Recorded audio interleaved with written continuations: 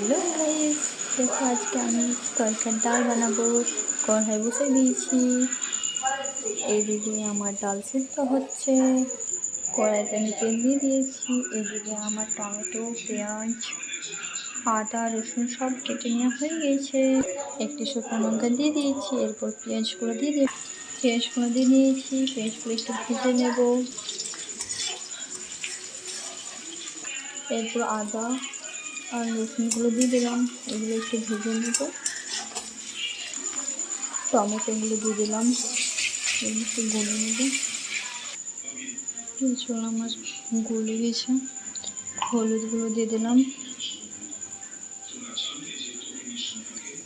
জিরেগুলো দিয়ে দিলাম, লঙ্কার গুঁড়ো দিয়ে দিলাম। হলুদটা একটু কম মনে হচ্ছে, তাই একটু দিয়ে দিলাম। এরপর এগুলোকে একটু ভালোভাবে কষিয়ে নেব।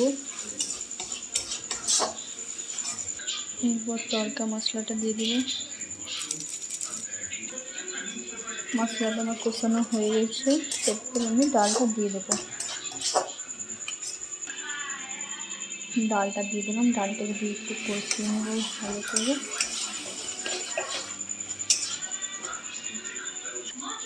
ফার্স্ট টাইম আমি রান্নার ভিডিও করলাম, যদি কোনো ভুল ত্রুটি হয়ে থাকে ক্ষমা করে দেবে।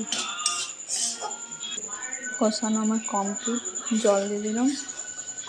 জল দিয়ে নেড়ে চেড়ে নেবো, একটু ফুটতে দেবো, তারপরে আমার হয়ে যাবে তরকারি ডাল। কে কে খাবে চলে এসে ঝটপট।